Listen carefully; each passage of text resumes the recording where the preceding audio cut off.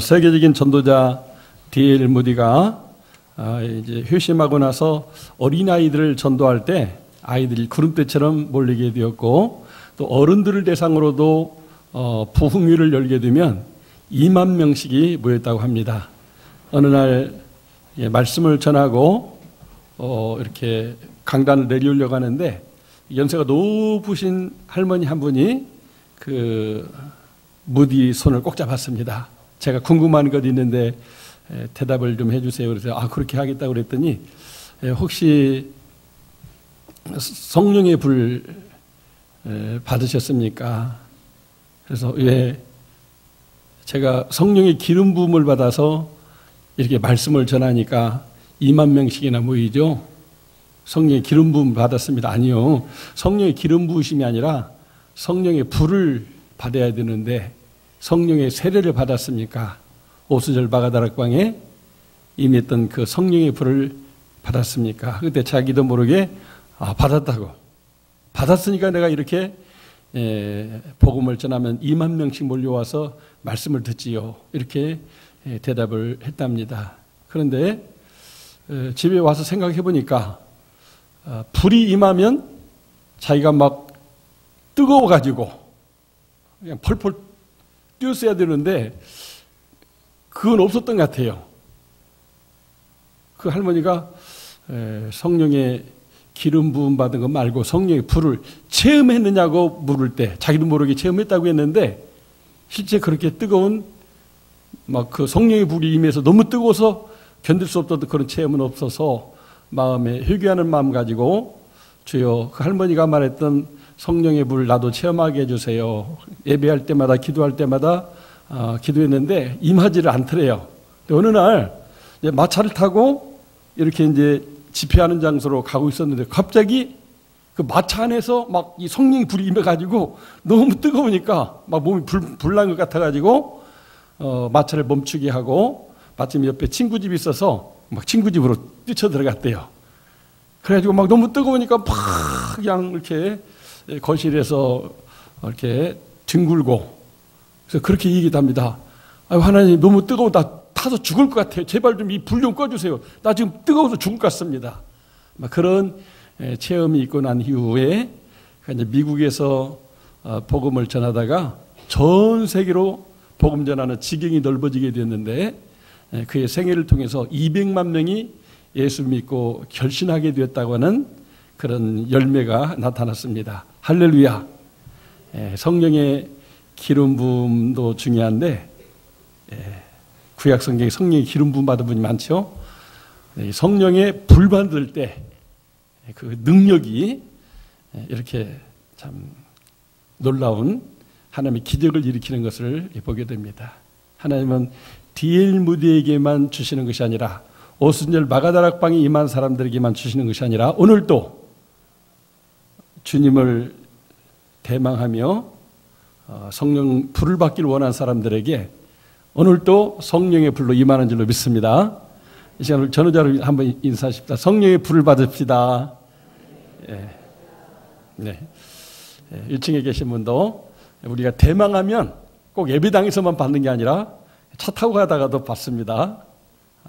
그게 언제 임할지는 모르지만 사모하는 자에게, 기다리는 자에게, 간절히 기대하고 앙망하는 자에게 그날은 반드시 오게 되는 것입니다. 오늘 9절 말씀에 참빛, 그 세상에 와서 각 사람에게 비추는 빛이 있었나니 라는 말씀이 있어요. 이 말씀은 예수님의 제자 사도 요한이 기록한 그 복음서인데, 사도 요한은 예수님의 사랑받는 자이자 예수님의 가장 가까이 있었던 사람입니다. 좌우편에 한쪽에 베드로가 앉으면 한쪽에 이 사도 요한이 앉을 정도로, 그리고 12제자 중에 3명을 뽑아서 조장을 삼았는데 그 제자들 중에 제일로 나이가 어린데도 불구하고 조장이 되어가지고 다른 3명을 이끌고 예수님을 이렇게 따르게 되었는데, 그러다 보니까 항상 예수님 가까이서 동행을 하게 되어서 높은 산에 올라가서 기도할 때도 같이 동행했고, 또 예수님이 십자가에 운명하실 때도 다른 제자들은 없는데 사도 요한이 거기 있었기 때문에 예수님께서 어머니가 슬피 우는 모습을 보시면서 어머니 보소서 아들입니다. 요한을 가리키면서 예수님 대신 효도할 아들이 사도 요한이라고 알려주었고, 또 사도 요한에게 어머니다, 어머니로 모시기를 당부할 만큼 예수님이 신뢰하는 제자가 사도 요한이었다는 것을 이렇게 보게 됩니다. 근데 그 사도 요한이 예수님을 뭐라고 정의하느냐면 예수님을 참빛이라고 이렇게 얘기를 하고 있어요. 아니, 빛이 다 빛인데 무슨 또 다른 빛이 있나? 참빛이라고 했어요. 그래서 오늘 9절 말씀해 보니까 참빛, 그 세상에 와서 각 사람에게 비추는 빛이 있었나니, 그러니까 어떤 빛은 그 지역만 비치게 되는데 예수님의 빛은 온 세상 사람들에게 비추는 그런 빛이요. 또 근원적인 빛이라고 하는 것이죠. 그래서 오늘 1절부터 쭉 이제 8절까지 내용을 보게 되면 태초에 말씀이 있었고 이 말씀이 천지를 창조하셨는데 그 말씀이 곧 하나님이고 창조자라고 말씀하고 있고, 그 창조자요 말씀이요 또 빛이신 예수님을 세례 요한이라고 하는, 이름은 같아요. 사도 요한하고 세례 요한이라고 한 사람이 구약 성경의 마지막 말라기에서 장차 엘리야가 온다고 했는데, 예수님이 세례 요한이 구약에서 예언했던 그 엘리야가 맞다, 그렇게 했는데, 그 세례 요한이 예수님을 향해서 이렇게 빛이라고, 저분이 세상을 비추는 빛이요 이렇게 구원자라고 이렇게 말씀하면서 자기 제자들도 예수님을 따르도록 하고 세상 사람들로 저분을 믿어야 된다고, 예수님이 빛이라고 증언하는 일을 했던 것을 보게 됩니다. 사도 요한도 예수님을 참빛이라고 하고, 세례 요한도 그 시대 모든 사람이 세례 요한이 메시아가 아니냐 했는데, 그 메시아라고 불림을 받는 세례 요한이 나는 그분의 신들매도 풀 수가 없고, 나는 물로 세례를 주는데 그분은 성령으로 불로 세례를 주는 분이다. 예수님이 다른 불, 다른 빛의 존재임을 세례 요한은 알았기 때문에, 보았기 때문에 그렇게 증언하고 예수님을 믿으라고 했는데, 문제는 사람들이 영접치를 아니했다고 하는 것입니다.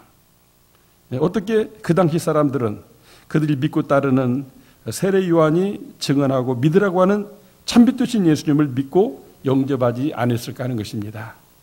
오늘 5절에 보니까 빛이 어둠에 비추되 어둠이 깨닫지 못하더라. 너무 세상이 어둡다 보니까 예수님이 참빛이라고 말을 하는데도 몰라보게 됐다고 하는 것이죠. 세상이 너무 어둡다 보니까.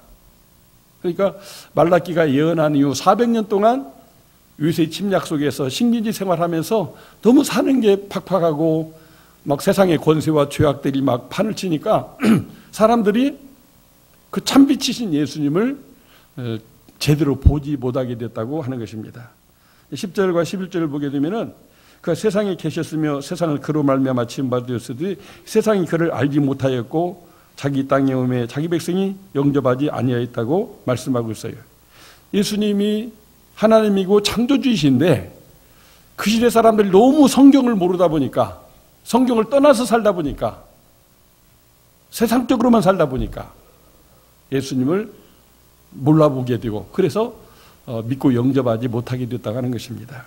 13절을 보게 되면 이는 혈통으로나 육정으로나 사람의 뜻으로 나지 아니하고 오직 하나님께로부터 난 자들이라고 하는 말씀이 나오는데, 여기 사람들은 이 혈통, 저 사람이 누구 자손이냐, 육정, 또 얼마나 잘생기고 얼마나 똑똑하고 얼마나 능력이 있고 또 어떤 그 학벌을 가졌느냐, 이 사람들 이렇게 외적인 것을 이렇게 중시하다 보니까 예수님이 이사야 예언처럼 초라하고 연한순 같고 이렇게 보잘것 없었던 것 같아요. 그 이 풍채나 이런 것들이, 아니 저런 사람이 무슨 세상을 구원하는 참빛이야. 아니 어떻게 나사렛에서 선한 것이 나지? 우리나라 말로 하면 옛날 그 천민들이 사는 마을에서 어떻게 참빛 메시아가 오겠냐는 거예요. 그래서 예수님을 믿지 않고 영접지 아니했다고 하는 것을 말씀해 주고 있습니다. 오늘날도 하나님께로서 난 자들은 예수님을 믿고 영접을 합니다. 그래서 하나님의 자녀가 돼요.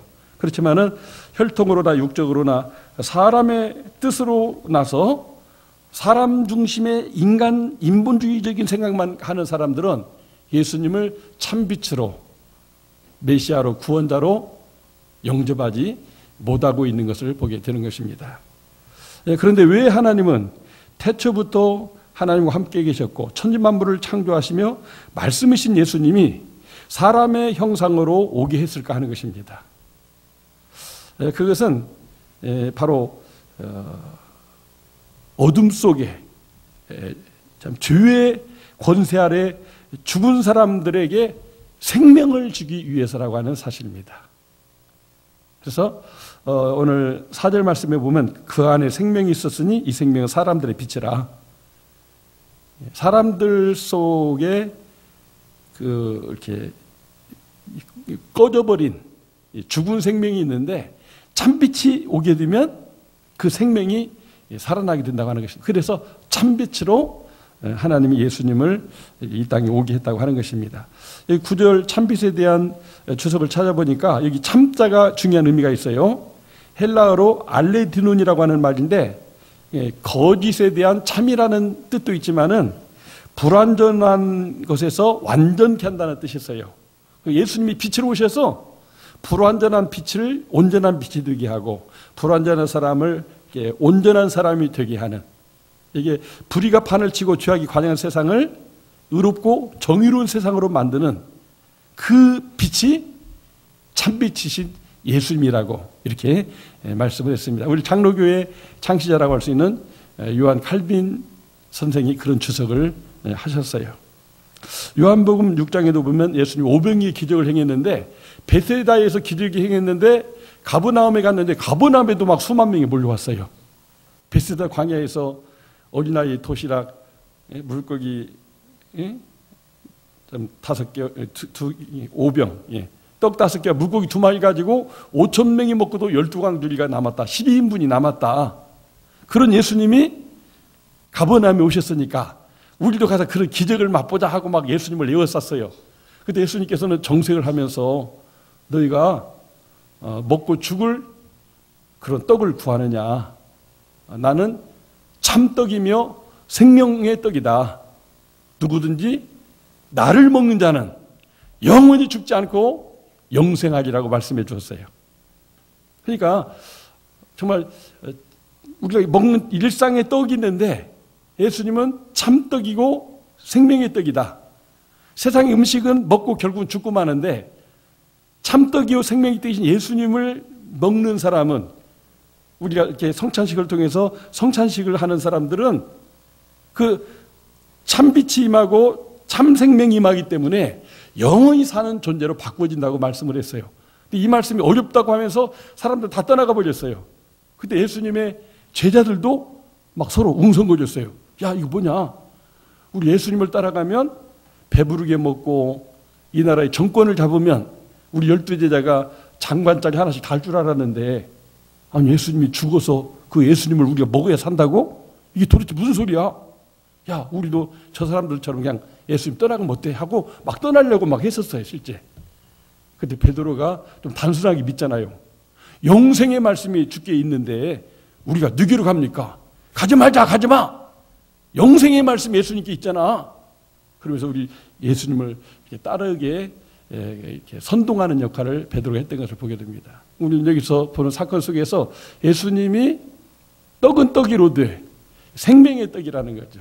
기적으로 한번 일으킨 그 떡은 먹은 사람은 지난날 모세 시대의 그 광야의 떡을 먹었어도 다 죽은 것처럼 죽는 것이라는 겁니다. 그러나 참떡, 예수님의 살과 피를 먹고 예수님을 믿고 영접한 사람은 영원한 생명을 얻게 된다. 이렇게 말씀해 주신 것입니다. 정말 그 말씀대로 여러분과 저는 예수님을 참떡으로 참빛으로 모셨기 때문에 영생을 얻게 된 줄로 믿습니다. 믿으시면 아멘. 아멘. 네. 결론적으로 예수님이 하나님인데 사람으로 오시되 참빛으로 오신 이유는 그 하나님의 생명을, 하나님의 형상을 우리에게 다시 회복해서 하나님의 자녀, 영원한 생명을 소유한 자가 되게 하기 위해서 주님 오셨다고 하는 것입니다. 그래서 예수님은 참빛이며 참 생명이며 또 하나님을 아는 영적 생명을 주시는 분으로서 오늘도 그렇게 참빛이신 예수님의 그 빛이 임하면 그 사람은 그 생명의 에너지를 받아서 새 생명, 하나님의 자녀 되어서 하나님과 함께 영원히 사는 그런 복을 얻게 되는 것입니다. 그래서 그러한 예수님이 원래는 하나님이었으나 사람이 되신 분이다. 이것을 한마디로 잘 표현하는 오늘 성경 구절이 1장 14절인데 같이 한번 읽어보겠습니다. 시작. 말씀이 육신이 되어 우리 가운데 거하심에 우리가 그의 영광을 보니 아버지의 독생자의 영광이요 은혜와 진리가 충만하더라. 예.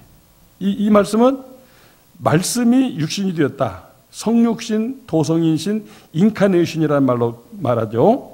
하나님이 사람 되시는 목적은 우리와 함께해서 우리로 하나님의 영광을 보게 하고 하나님의 은혜와 진리를 깨달아서 하나님의 생명을 가진 자로서 이 세상을 살게 하기 위함이라고 하는 것입니다. 그런데 예수님께서는 정말 참배시기 때문에 실제 눈먼 사람도 눈을 뜨게 하는 일들을 여러 번 하셨죠. 이사야가 예언할 때 장차 메시아가 오시게 되면 눈먼 자 눈을 뜨고 했는데 예루살렘에 올라갈 때 여리고라고 하는 곳에서 소경 바디메오의 눈을 뜨게 해주셨습니다. 믿으시죠? 예. 그리고 예루살렘에 오셔서 수전절 때 태어나면서부터 이렇게 눈먼 사람이 있었어요. 이 사람이 이렇게 눈먼 것이 조상의 죄 때문이냐, 저 사람 죄 때문이냐, 그렇게 하면서 어떤 율법적인 문제로 접근하는 사람들에게 아니다. 이 사람을 통해서 하나님이 하시려는 뜻이 있어서 소경으로 태어나게 한 거니까 이 사람 하나님의 영광을 위해서 소경이 된 것이다 하면서 그 소경에게 진흙을 눈에 발라주면서 실로암 못에 가서 씻으라고 그랬는데 그 사람이 소경으로서 이렇게 실로암 못에 찾아가서 정말 물을 갖다가 이렇게 눈을 이렇게 씻는 순간 눈이 띄어졌다고 하는 것입니다. 할렐루야. 예수님은 정말 빛을 이렇게 보게 하시는 분인데 정말 그런 기적보다도 더 큰 기적이 우리에게 참빛임에서 하나님을 아버지로 믿고 예수님을 구세주로 믿고 성령님이 오늘 우리 가운데 오신 하나님으로 믿게 하는 것, 이게 진짜 참빛을 통해서 눈을 뜨는 것이라고 할 수가 있습니다. 우리 모두 그 눈을 뜨시고 참빛이신 예수님을 감사 찬양하면서 또 우리가 세상 속에서도 세상의 것들만 보지 말고 그 세상 속에 하나님이 보게 하시는 것들, 왜냐하면 참빛을 통해서는 다 보이니까 그것을 볼 수 있는 여러분과 제가 되기를 바랍니다. 그래서 혈통과 육정으로 태어나서 사람의 욕망대로 살면 눈 떴으나 다 눈먼 자예요. 그러나 예수 믿고 영접한 자로 하나님의 자녀가 되면 참빛 가운데 살아가면서 새 생명도 누리고 또 하나님이 보여주는 그런 세상을 보면서 살아갈 수가 있게 됩니다. 바로 이것이 구원의 감격이라고 할 수가 있습니다.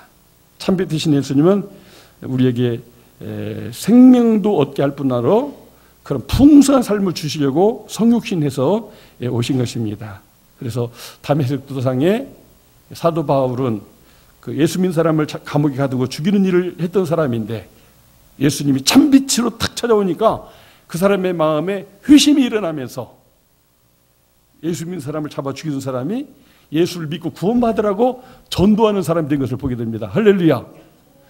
예수님이 참빛이기 때문에 빛 가운데 사도 바울에게 임했어요. 그런데 사도 바울이 빛을 한 번, 두 번 봤습니까? 날마다 눈 뜨면 다 빛인데. 근데 그 다메섹 도상에서 사도 바울에게 임한 그 빛은 참빛인 거예요. 예수님을 보게 하는, 눈을 뜨게 하는 참빛. 그 빛 속에서 예수님을 만난 거예요. 누구십니까? 나는 네가 핍박하는 예수다. 왜 이렇게 오셨습니까? 너를 저 이방인들을, 유대인만이 아니라 이방인들을 구원받게 하는 사도로 삼기 위해서 왔다. 그래 그는 그 순간부터 회심하고 방향을 180도 바꿔가지고 예수님의 제자가 되고 사도가 되고 복음을 전하는 자가 되고 마지막은 예수님처럼 하나님의 미래를 위해서 세상을 구원하기 위해서 이렇게 화목제물을 드리는 순교자가 된 것을 보게 됩니다. 사울이 바울 드는 이 역사는 바로 이 참빛 드시는 예수님의 역사라고 할 수가 있어요. 오늘도 하나님은 그런 참빛의 역사를 하시기 때문에 도무지 예수 믿을 것 같지 않던 우리 기독교를 박해하고 예수 믿는 사람을 다 믿지 못하게 하는데 철학적으로, 법적으로, 이렇게 윤리적으로 앞장섰던 사람들이 회심하고 예수 믿는 그런 경우가 있어요. 우리가 잘 아는 그 이정은 교수님이라고 말잖아요. 스님이었습니다. 스님이 기독교를 비판하기 위해서 CTS라는 기독교 방송을 듣다가 목사님 설교 듣다가 막 속으로 조롱을 하는 거예요. 에이, 저 말도 안 되는 소리. 에이, 사기꾼. 에? 이렇게 하면서 목사님을 막 조롱했는데 그냥 그 목사님이 갑자기 여러분 우리 인간은 다 죄인입니다. 나도 죄인입니다. 주님의 그 용서가 없이는 살 수 없는 나도 죄인입니다. 이렇게 말할 때 갑자기 그 말이 이 사람에게 막 강하게 빛으로 참빛으로 역사했습니다. 자기도 갑자기 내가 죄인이네요. 내가 예수님이 진리고 성경이 진리인 것을 알면서도 예수 믿는 사람들을 예수 못 믿게 하려고 내가 이런 일에 앞장섰는데 내가 진짜 죄인입니다. 이런 회개 역사가 일어나면서 회심하고 예수 믿게 된 것을 보게 됩니다. 바로 이 참빛의 역사인 줄로 믿습니다. 정말 사람 팔자 시간 문제라고 그랬는데 나는 못나고 별 볼 일 없다 이렇게 생각하지만 우리 주님의 그 참빛이 임하게 되면 그 인생, 그 팔자가 바꿔주는 줄로 믿습니다. 그 빛이 저에게도 임했어요. 아니 믿지 않는 집에 왜 목사님이 오십니까? 이 집에 아들들 많다는데 한 사람 좀 만나고 가고 싶다고. 그래서 제가 붙들려 가게 됐는데 와보라고. 그 와보라고. 내가 너희 집에 온 것처럼 너도 하나님의 집 교회 한 번만 와보라고. 한 번만이면 됩니까? 그래 한 번이면 된다. 근데 그 와보라는 말 한마디가 저에게 참빛이 되어서 예수를 믿을 뿐 아니라 사람 난 어부가 되는 소명을 받고 이렇게 목사가 되었으니 이게 기적이 아니겠습니까? 정말 참빛 되신 예수님의 빛이 임해야 됩니다. 하나님 나에게도 참빛 되시는 예수님 오셔서 그 빛을 비춰주시고 내가 사랑하는 아들, 딸들 내가 걱정하고 염려하는 그 사람에게도 주님이 참빛으로 나타나 주시라고 기도할 때 그런 놀라운 회심의 역사, 변화의 역사, 구원의 역사 일어날 줄로 믿습니다. 그래서 우리가 예수님을 참빛이라고 할 때 이 빛은 여러 가지 종류가 있음을 보게 됩니다. 보통 어떤 물체가 타면서 내는 빛을 1차원적인 빛이라고 할 수가 있어요. 옛날에는 호롱불 켜고 살았죠. 근데 2차원적인 빛이라면 이 전기가 바로 전등을 밝혀가지고 새로운 차원에 지금 빛이 지금 비추고 있어요. 2차원적인 빛이라고 얘기합니다. 근데 3차원적인 빛이 있대요. 어마어마한 그런 빛을 발산하면서 에너지를 발산하는 원자력의 빛이 있습니다. 이것이 폭탄이 되면 한 번에 수백만 명을 죽기도 하고 원자력이라고 하는 이 빛이 또 이제 에너지를 발산해서 그것을 산업에 이용하게 되면 정말 죽을 병도 고치게 되고 그리고 원자력 병원이 있잖아요.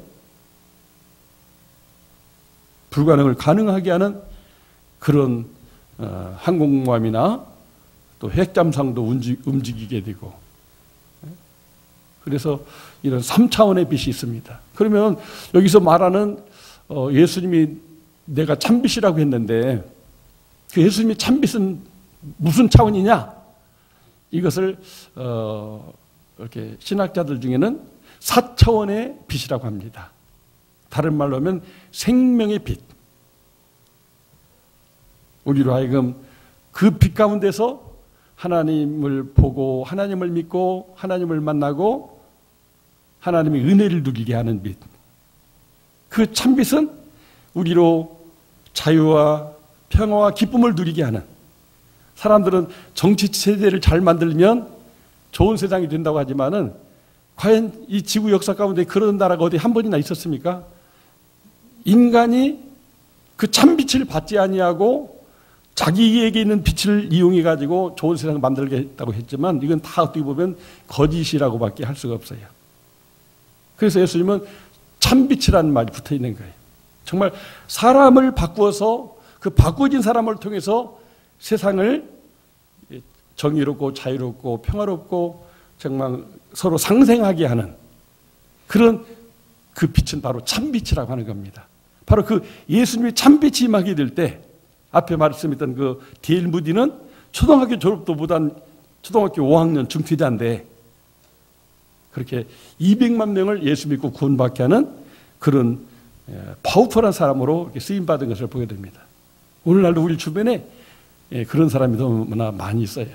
오늘 어떻게 보면 오늘 내가 살아서 여기서 예배드리는 이것도 어떻게 보면 우리가 참빛을 받아서 그 빛의 에너지 속에서 예수 생명을 가지고 지금 살고 있다고 해도 과언이 아니에요.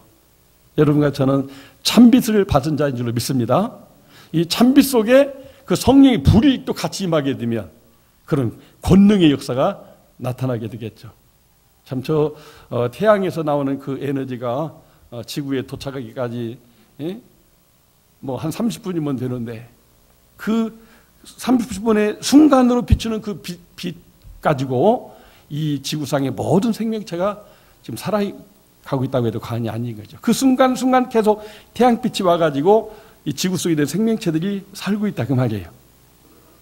근데 우리 예수님의 참빛은 이 태양빛하고도 비교할 수 없는 너무나 놀라운 영원한 생명을 주는 그리고 우리로 하여금 진정한 삶의 의미를 알고 하나님의 자녀되어서 하나님이 약속하신 그 낙원의 기쁨, 정말 하나님의 나라를 먹고 마시는 것이 아니요 성령 안에서 의와 평강을 누리는 그런 복을 누리며 살게 하는 것이 참빛 되신 예수님의 능력이요 역사인 줄로 믿습니다. 동방 박사들은 그 빛을 따라서 예수님을 경배하고 참빛 되신 예수님을 모시고 구원받은 자로서의 삶을 살아가게 되었습니다. 예수님이 탄생하는 그 밤에 들에 양치던 목자들이 호련히 임한 그 참빛에 의해서 천군 천사들을 보게 되었고 그들의 찬송 소리를 들어요. 지극히 높은 곳에서는 하나님께 영광이요 땅에서 기뻐 말씀을 입은 사람들 중에 평화로다. 그래서 그 빛의 인도를 따라서 가보니까 베들레헴 말귀에 탄생하신 아기 예수가 있어서 거기 엎드려 경배하며 찬양하는 목자들의 모습을 보게 되는 것입니다. 그러니까 누가 보기 보면 시므온과 안나 할머니 이게 나와요. 평생 동안 혼자 되어가지고 하나님의 성전에서 예배하는 기도하는 그런 삶을 살았어요.